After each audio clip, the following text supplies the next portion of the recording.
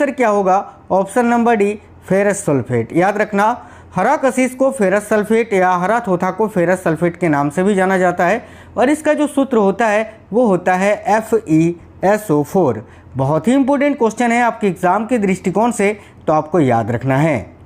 Next question देखते हैं, dolphin को किस वर्ग में वर्गीकृत किया जाता है? देखिए, डॉल्फिन जो होते हैं वो किस वर्ग के अंतर्गत आते हैं? तो याद रखना, डॉल्फिन जो होते हैं ये स्तनधारी होते हैं, स्तनी होते हैं। तो भाई इस क्वेश्चन के लिए करेक्ट आंसर होगा ऑप्शन नंबर डी, स्तनी होते हैं यानी स्तनधारी होते हैं। तेल का एक बैरल लगभग कितने लीटर के बराबर होता है? देखिए, तेल का जो एक बैरल होता है वो 159 लीटर के बराबर होता है। याद रखिए ऑप्शन नंबर बी। देखिए, ये क्लास आपको बिल्कुल सुपर फास्ट करवाएंगे क्योंकि अभी आपके पास समय बहुत कम है और आपको ज़्यादा से ज़्यादा क्वेश्चंस पढ़ने हैं। तो 159 लीटर बराबर एक बैरल होता है तेल का। याद रखना, पीतल में कौन सी धातु पाई जाती है? यानी पीतल जो है वो किसकी मिश्र धातु होती है? देखिए, पीतल की बात करें तो ये कॉपर प्लस जिंक की मिश्र धातु होती है, यानी तांबा और जस्ता का। तो राइट है ऑप्शन नंबर सी, तांबा और जस्ता। एडवर्ड जेनर निम्नलिखित में से किस रोग से जुड़े हैं? तो भाई एडवर्ड जेनर किस रोग के साथ जुड़े हुए हैं ये पूछा जा रहा है। देखिए, एडवर्ड जेनर की बात करें तो इन्होंने चेचक के टीके को खोजा था। राइट आएगा ऑप्शन नंबर सी, चेचक से जुड़े हैं। दूध के घनत्व को किसके द्वारा मापा जाता है? अब देखिए, दूध का जो घनत्व होता है इसको किससे मापते हैं? तो लैक्टोमीटर से मापते हैं, ऑप्शन नंबर ए। बाकी तीनों आपको बता देते हैं तीनों से क्या मापा जाता है। हाइड्रोमीटर की बात करें तो इससे डेंसिटी यानी घनत्व को मापा जाता है। बैरोमीटर की बात करें तो प्रेशर यानी वायुमंडलीय दाब को मापा जाता है। और हाइग्रोमीटर की बात करें तो इससे आर्द्रता को मापा जाता है। क्या मापा जाता है? तो आर्द्रता मापा जाता है। उस हिसाब से इस क्वेश्चन का correct answer option number A होगा, लैक्टोमीटर, जिससे दूध का घनत्व या दूध की शुद्धता को मापा जाता है। देखिए, निम्नलिखित में से प्राकृतिक रेशा कौन सा है? इनमें से कौन सा एक प्राकृतिक रेशा है ये पूछा जा रहा है। बहुत इंपॉर्टेंट क्वेश्चन है। देखिए, प्राकृतिक रेशा की बात करें तो इनमें से कौन सा एक प्राकृतिक रेशा है? तो रेशम। करेक्ट आएगा ऑप्शन नंबर ए, रेशम। नेक्स्ट है, मायोग्लोबिन में कौन सी धातु पाई जाती है? देखिए, मायोग्लोबिन में जो धातु पाई जाती है वह है लोहा धातु। तो ऑप्शन नंबर डी करेक्ट होगा। निम्नलिखित में से कौन सा धातु चुंबक द्वारा आकर्षित नहीं होता है? देखिए, लोहा, निकेल, कोबाल्ट ये तीनों चुंबक के द्वारा आकर्षित होगा, लेकिन एल्युमिनियम धातु जो है ये चुंबक के द्वारा आकर्षित नहीं होती है। राइट आएगा ऑप्शन नंबर डी, एल्युमिनियम। अगला, आधुनिक आवर्त नियम का प्रतिपादन किसने किया था? यानी जो मॉडर्न पीरियोडिक टेबल है इस नियम को किसने दिया था? राइट है, मोजले ने। ऑप्शन नंबर डी, मोजले। अगला है, शार्क मछली में कितनी हड्डियां होती हैं? देखो, जो शार्क मछली होती है ना साथियों, याद रखना इसमें बिल्कुल 0 हड्डी होती है, कोई भी हड्डियां नहीं होती है। तो ऑप्शन नंबर डी करेक्ट आएगा, 0। आगे देखिए, महासागर में डूबी गई वस्तुओं की स्थिति जानने के लिए निम्न में से किस यंत्र का प्रयोग किया जाता है? तो याद रखना, महासागर में डूबी हुई वस्तुओं की स्थिति जानने के लिए किस यंत्र का प्रयोग करते हैं भाई? तो देखो, यहाँ आपका करेक्ट आएगा सोनार का। सोनार राइट आंसर है, ऑप्शन नंबर डी। कोयले की विभिन्न किस्मों में से किसमें कार्बन की प्रतिशत मात्रा अधिक होती है? तो ये जो कोयले की विभिन्न प्रकार हैं, देखो 4 प्रकार का कोयला होता है, पीट, लिग्नाइट, बिटुमिनस और एंथ्रेसाइट। क्वेश्चन में बोला ये गया है कि इनमें से वो कौन सा कोयला है जिसमें कार्बन सबसे अधिक मात्रा में होता है? तो राइट आएगा एंथ्रासाइट। एंथ्रासाइट सबसे उच्चतम श्रेणी का कोयला होता है, याद रखना। आगे देखिए, अगला क्वेश्चन है, निम्न में से कौन अस्थियों और पेशियों को आपस में जोड़ता है? तो देखिए, अस्थियों और पेशियों को आपस में जोड़ता है टेंडन। एक होता है लिगामेंट, स्नायुबंधन। लिगामेंट क्या करता है? तो ये हड्डी को हड्डी से जोड़ता है। तो अस्थियों और पेशियों का पूछा था तो टेंडन करेक्ट होगा। मानव की सामान्य स्वस्थ आंख के लिए स्पष्ट दृष्टि की न्यूनतम दूरी कितनी होती है? देखिए, मानव की सामान्य स्वास्थ्य आंख के लिए स्पष्ट दूरी की जो न्यूनतम दूरी होती है वो कितनी होती है भाई? तो याद रखिएगा, इस क्वेश्चन का करेक्ट आंसर हो जाएगा आपका यहाँ बिल्कुल 25 सेंटीमीटर यानी 25 सेंटीमीटर। आगे देखिए, किसी परमाणु के बाह्यतम कक्षा में कितने इलेक्ट्रॉन रह सकते हैं? तो किसी भी परमाणु की बाहरी कक्षा में कितने इलेक्ट्रॉन रह सकते हैं? याद रखिए 8 electron. Option number B 8। Blood cancer को आमतौर पर किस नाम से जाना जाता है?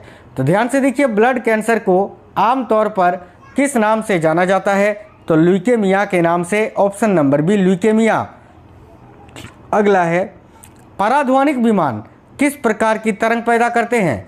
तो भाई जो पराध्वनिक विमान होते हैं वो पराश्रव तरंग को पैदा करते हैं, पराश्रव ध्वनि को, ऑप्शन नंबर बी करेक्ट आएगा। सबसे पहले रेडियो सक्रियता शब्द का प्रयोग किसने किया था? बड़ा ही सिंपल क्वेश्चन है। देखिए, सबसे पहले रेडियो सक्रियता शब्द का प्रयोग किया था हेनरी बेक्यूरेल ने, करेक्ट आएगा ऑप्शन नंबर ए। निम्न में से पेसमेकर का संबंध किससे है? तो पेसमेकर का संबंध हृदय से है। जब हृदय गति धीमी पड़ जाती है तो पेसमेकर लगाया जाता है हृदय में। याद रखना, पेसमेकर को कृत्रिम, ठीक है, कृत्रिम हृदय के नाम से भी जाना जाता है, कृत्रिम हृदय, ठीक है। चलिए आगे देखिए, नेक्स्ट क्वेश्चन है, प्रकाश की गति किसके बीच जाते हुए न्यूनतम होती है? तो प्रकाश की गति सबसे अधिक होती है साथियों कांच में, जो होती है, माफ करना, निर्वात में, जो कि होती है 3 × 10⁸ मीटर पर सेकेंड, ठीक है। लेकिन सबसे न्यूनतम होती है कांच में, राइट आएगा ऑप्शन नंबर ए। सबसे अधिक होगा निर्वात में, सबसे कम होगा कांच में। आगे देखिए, नेक्स्ट है, कार्बन मोनोऑक्साइड तथा नाइट्रोजन गैस के गैसीय मिश्रण को क्या कहते हैं? तो कार्बन मोनोऑक्साइड और नाइट्रोजन गैस का जो गैसीय मिश्रण होता है इसको प्रोड्यूसर गैस बोलते हैं, करेक्ट आएगा option number C producer gas. मछलियों के यकृत के तेल में किसकी प्रचुरता होती है? तो भाई मछलियों के यकृत के तेल में विटामिन डी की प्रचुरता होती है, यह आपको याद रखना है, विटामिन डी की। बरसात के दिन में जल पर छोटी तेलीय परतों में चमकीले रंग दिखाई देते हैं, यह किसके कारण होता है? देखिए, बरसात के दिन में जल पर छोटी तेलीय परतों में चमकीले रंग दिखाई देते हैं, यह होता है परिक्षेपण के कारण, याद रखना। Option number B right answer होगा, परिक्षेपण आपको याद रखना है। अगला है, हाइड्रोजन के समस्थानिकों की संख्या कितनी होती है? देखिए, हाइड्रोजन जो होते हैं ना, इसके 3 समस्थानिक होते हैं। 3 में से एक होता है आपका प्रोटियम, एक होता है ड्यूटेरियम और एक आपका होता है ट्राइटियम। तो यहाँ आपका करेक्ट आएगा ऑप्शन नंबर बी, 3 होता है, याद रखना। आगे देखिए, किसी चुंबकीय पदार्थ को विचुंबकीय किया जा सकता है किस प्रकार से? तो कोई भी चुंबकीय पदार्थ है, उस पदार्थ से चुंबकीय गुण को हटाना है तो क्या करना पड़ेगा? या तो उसको हथौड़े से पीटेंगे या तो गर्म करेंगे, उपयुक्त दोनों से, हथौड़े से पीटकर या गर्म कर दोनों तरह से जो है किसी भी चुंबकीय पदार्थ को विचुंबकीय किया जा सकता है, याद रखना। निहायत ही इंपॉर्टेंट क्वेश्चन है ये। चलिए आगे देखिए, निम्नलिखित में से किस खनिज द्वारा लोहा प्राप्त किया जाता है? तो लोहा की बात करें तो लोहा का अयस्क इनमें से कौन सा है? ध्यान से देखो, ऑप्शन नंबर डी में हेमेटाइट दिख रहा है, हेमेटाइट जो कि लोहा का अयस्क है जिससे लोहा को निकाला जाता है, तो हेमेटाइट करेक्ट आंसर होगा। मस्तिष्क निम्नलिखित में से किसके लिए जिम्मेदार होती है? ह्यूमन ब्रेन की बात करें मस्तिष्क की तो देखिए, सोचने के लिए, हृदय गति के नियंत्रण के लिए और शरीर के संतुलन के लिए, यानी उपयुक्त तीनों के लिए जिम्मेदार होता है।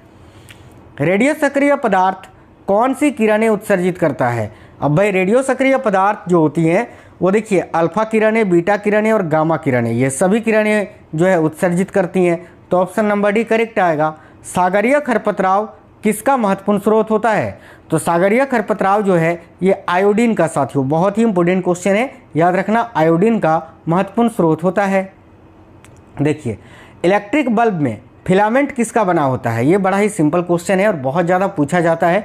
तो इलेक्ट्रिक बल्ब में जो फिलामेंट होता है ना साथियों, वो बना होता है टंगस्टन का, टंगस्टन जिसको हम डब्ल्यू से सूचित करते हैं, ऑप्शन नंबर ए। भारत में टंगस्टन का उत्पादन राजस्थान के डेगाना नामक खान से किया जाता है, ये भी याद रखना है।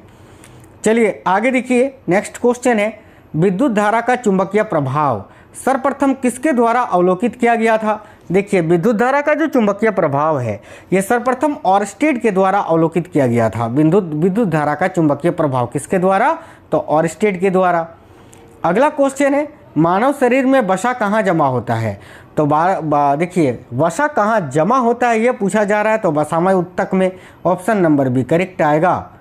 नेक्स्ट है, रोल्ड गोल्ड निम्न में से किसका मिश्र धातु होता है?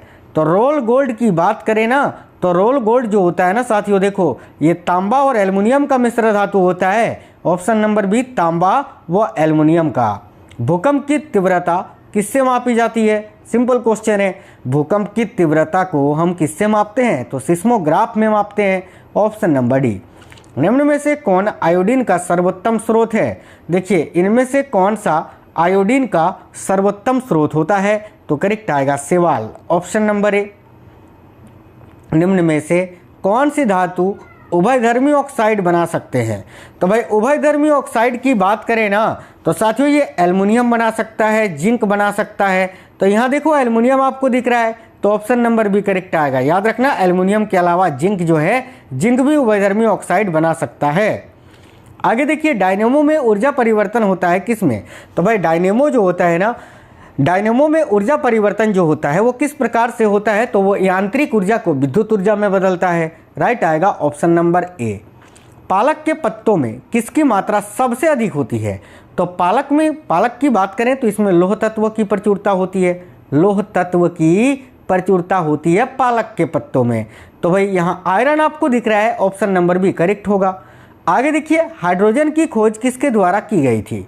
देखिए हाइड्रोजन जो कि आवर्त सारणी का पहला तत्व होता है, हाइड्रोजन का परमाणु संख्या 1 होता है क्योंकि इसमें प्रोटॉन की संख्या भी 1 होता है। हाइड्रोजन का द्रव्यमान भार भी जो है, द्रव्यमान की बात करें तो ये भी आपका 1 ही होता है। और इसमें जो है ना देखिए न्यूट्रॉन की संख्या की बात करें तो वो भी आपका 1 ही होता है। तो हाइड्रोजन की खोज किसके द्वारा की गई थी? तो ये हेनरी कैवेंडिश ने की थी। करेक्ट आएगा ऑप्शन नंबर बी कैवेंडिश। परमाणु बम का सिद्धांत किस पर आधारित है? परमाणु बम का जो सिद्धांत होता है वो नाभिकीय विखंडन के सिद्धांत पर कार्य करता है। तो नाभिकीय विखंडन करेक्ट होगा। निम्नलिखित में से कौन सा खाद्य पदार्थ लोहे का सर्वोत्तम स्रोत है? तो इनमें से वो कौन सा खाद्य पदार्थ है जो लोहे का सर्वोत्तम स्रोत है? तो देखो सेब, सेब में लोहा जो है पाया जाता है। इसके अलावा सेब में कौन सा अम्ल पाया जाता है? तो याद रखना मैलिक एसिड। मैलिक एसिड जो होता है ना, मैलिक अम्ल, ये आपका किस में पाया जाता है? तो एप्पल में ही पाया जाता है, सेब में। चलिए नेक्स्ट क्वेश्चन देखते हैं।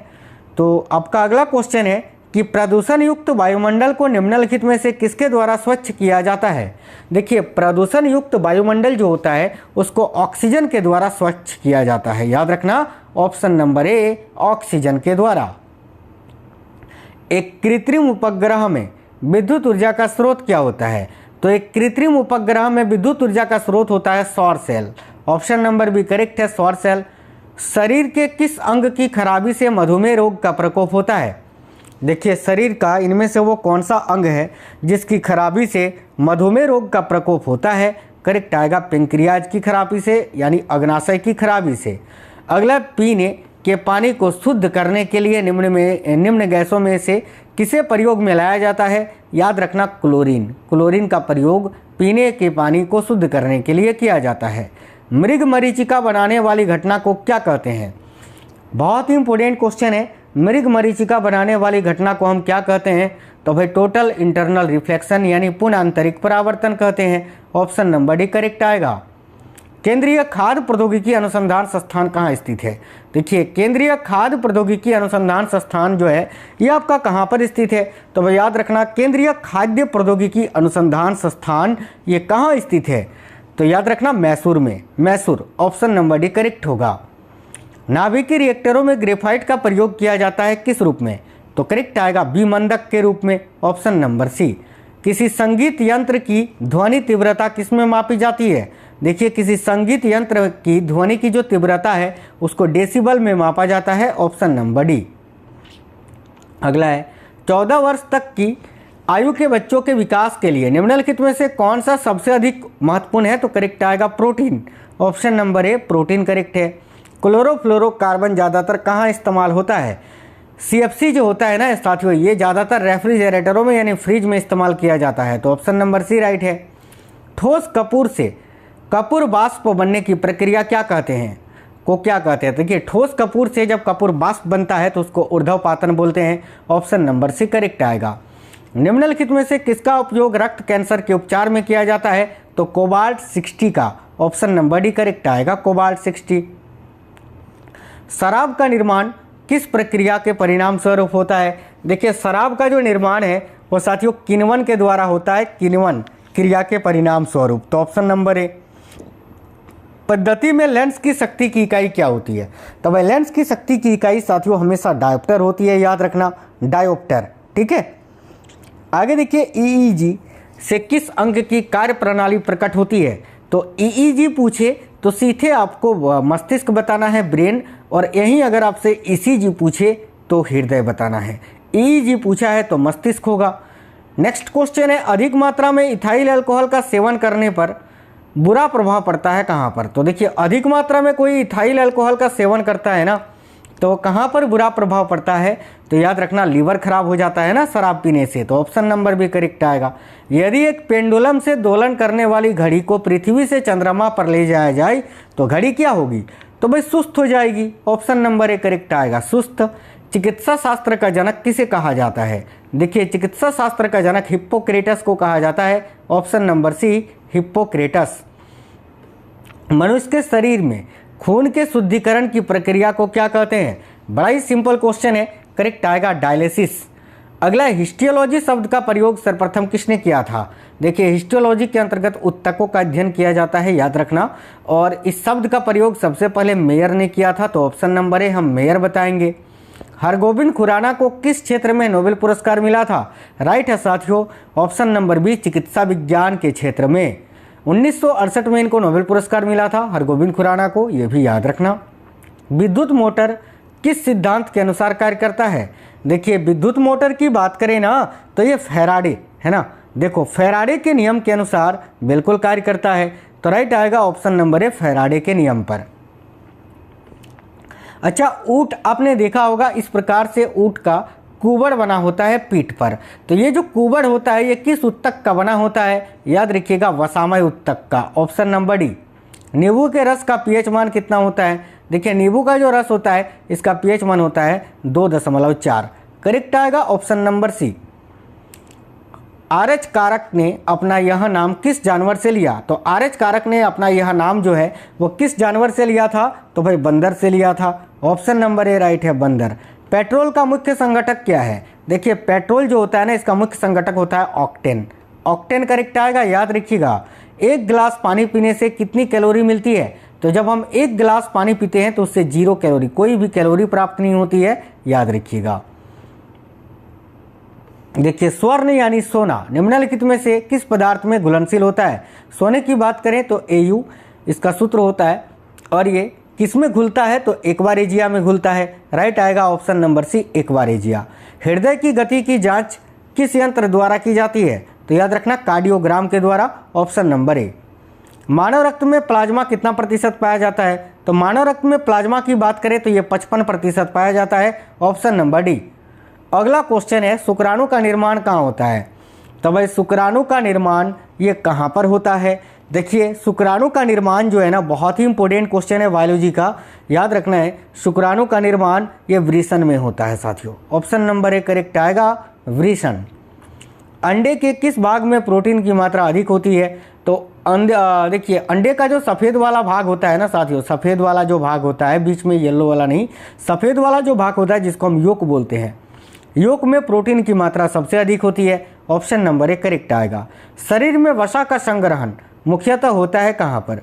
तो वसा का संग्रहण तो चर्बी में होगा। करेक्ट आएगा ऑप्शन नंबर सी, चर्बी में। नेत्रदान में नेत्र के किस भाग को दान किया जाता है? बड़ा ही सिंपल क्वेश्चन है, करेक्ट आएगा कॉर्निया को। किस विटामिन में कोबाल्ट पाया जाता है? तो विटामिन B12 में। विटामिन B12 का रासायनिक नाम होता है साइनोकोबालामिन। साइनोकोबालामिन, क्योंकि इसमें कोबाल्ट पाया जाता है। ऑप्शन नंबर डी करेक्ट आएगा। विटामिन B6 का रासायनिक नाम होता है पायरिडोक्सिन।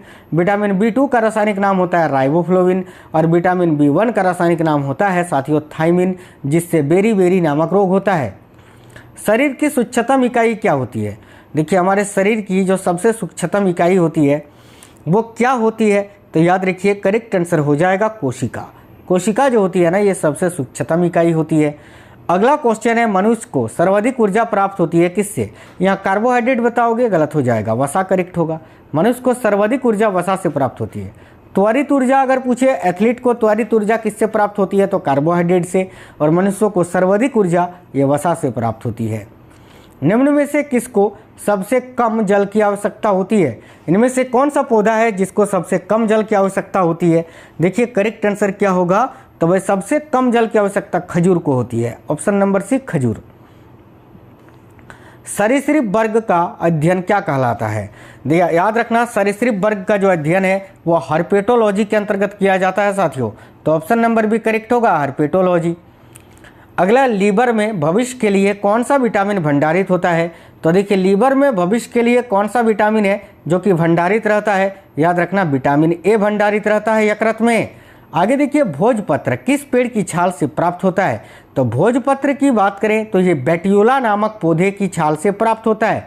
तो बेट्यूला करेक्ट आएगा, ऑप्शन नंबर ए। अस्थि में कौन सा प्रोटीन पाया जाता है? तो हड्डी में कौन सा प्रोटीन पाया जाता है? तो ओसिन नामक प्रोटीन पाया जाता है। ऑप्शन नंबर सी करेक्ट आएगा, ओसिन। कवक विज्ञान के जनक कौन है? देखिए, कवक विज्ञान के जनक कौन है साथियों? तो माइकेली। याद रखना, ऑप्शन नंबर ए। अधिक विकिरण के संपर्क में आने से कौन सा रोग होता है? याद रखना, अधिक विकिरण के संपर्क में आने से कैंसर होता है। ऑप्शन नंबर ए करेक्ट आएगा, कैंसर। विश्व मलेरिया दिवस कब मनाया जाता है? याद रखना, विश्व मलेरिया दिवस 25 अप्रैल को मनाया जाता है। Option number D. Dialysis machine का आविष्कार किसने किया था? देखिए, डायलिसिस मशीन जो है ना साथियों, इसका आविष्कार पूछा है तो कोल्फ ने किया था। देखो, डायलिसिस मशीन जो है ना, इसका आविष्कार किसने किया था? तो कोल्फ ने किया था। बड़ा ही इंपॉर्टेंट क्वेश्चन है, वेरी वेरी इंपॉर्टेंट क्वेश्चन है। याद रखना, डायलिसिस मशीन का आविष्कार किसने किया था? तो भाई कोल्फ ने किया था डायलिसिस मशीन का आविष्कार। ठीक है, क्लास में ही क्वेश्चन आपको याद करवा देंगे। मानव त्वचा में पाया जाने वाला वर्णक कौन सा होता है? तो मानव त्वचा में पाया जाने वाला वर्णक होता है melanin. Option number B correct आएगा, मेलानिन। कौन सा तत्व है जो सूर्य में सर्वाधिक मात्रा में पाया जाता है? देखिए, इनमें से कौन सा तत्व है जो सूर्य में सर्वाधिक मात्रा में पाया जाता है? याद रखना, हाइड्रोजन। विषाणु क्या है? देखिए, विषाणु की बात करें तो इसमें कोई कोशिका नहीं होता है, तो इसको हम बोल सकते हैं कि अकोशिकीय। अकोशिकीय इसको हम बोल सकते हैं क्योंकि इसमें कोशिका नहीं होता है। तो अकोशिकीय ही विषाणु, इस हिसाब से इस क्वेश्चन का आंसर होगा अकोशिकीय। Option number B. बैरोमीटर का आविष्कार किसने किया था? देखिए, बैरोमीटर से हम वायुमंडलीय दाब को मापते हैं और इसका आविष्कार किया था एवा गैलिस्ता टोरिसेली ने। ऑप्शन नंबर ए करेक्ट आएगा, टोरिसेली आपको याद रखना है। मनुष्य के लाल रक्त कोशिकाओं का जीवन काल कितना होता है? तो भाई, मनुष्य के लाल रक्त कोशिकाओं का जो जीवन काल होता है वो 120 दिन का होता है। आगे देखिए, न्यूटन के पहले नियम को और किस नाम से जानते हैं? तो न्यूटन का जो पहला नियम है इसको जड़त्व का नियम के नाम से जानते हैं। अगला, लाल सागर का लाल रंग किसकी उपस्थिति के कारण होता है? तो लाल सागर का जो लाल रंग है ये शैवालों की उपस्थिति के कारण होता है। ऑप्शन नंबर बी, शैवाल। निम्न में से किसे भविष्य का ईंधन कहा जाता है? देखिए, भविष्य का ईंधन इनमें से किसे कहा जाता है? तो भविष्य का ईंधन हाइड्रोजन को कहा जाता है। Option number A. निम्न में से किस जंतु में आंसू ग्रंथि नहीं होती है? तो इनमें से वो कौन सा, देखिए, कौन सा जंतु है जिसमें आंसू ग्रंथि यानी टीयर ग्लैंड नहीं होता है? तो घड़ियाल में। घड़ियाल करेक्ट आंसर हो जाएगा। बादल किस कारण से वायुमंडल में तैरते हैं? देखते हो ना, बादल वायुमंडल में तैरते रहते हैं, किसके कारण? तो भाई याद रखना, निम्न घनत्व, कम घनत्व के कारण। तो करेक्ट आएगा निम्न घनत्व, ऑप्शन नंबर बी। किसकी उपस्थिति के कारण किसी पादप कोशिका और पशु कोशिका में अंतर पाया जाता है? तो किसकी उपस्थिति के कारण पादप कोशिका और पशु कोशिका में अंतर पाया जाता है? याद रखिए, कोशिका भित्ति के कारण। अगला क्वेश्चन है, मनुष्य 1 मिनट में कितनी बार सांस लेता है? तो देखिए, करेक्ट आएगा 16 से 18 बार। मनुष्य का जो हृदय है 1 मिनट में 72 से 80 बार लगभग धड़कता है, लेकिन जो है ना, मनुष्य 1 मिनट में कितनी बार सांस लेता है? तो 16 से 18 बार। साथियों देखिए, आज का जो क्लास था ये बड़ा ही इंपॉर्टेंट क्वेश्चन था और उम्मीद करते हैं आपको क्लास पसंद आई है। मैं डेली आपके लिए साइंस के क्लासेस लेकर आऊँगा। आपको डेली वो वीडियोस देखने हैं, जीके के क्लासेस, करेंट अफेयर्स के क्लासेस, सारा सब कुछ आपको मिलेंगे। वीडियो को लाइक कर दीजिए, चैनल सब्सक्राइब कर लेना, बेल आइकन को ऑन कर लेना, ठीक है। और इस वीडियो को आप ज़्यादा से ज़्यादा जरूर शेयर करना ताकि सभी तक क्लास पहुँचे। मिलते हैं नेक्स्ट वीडियो में। जय हिंद, वंदे मातरम।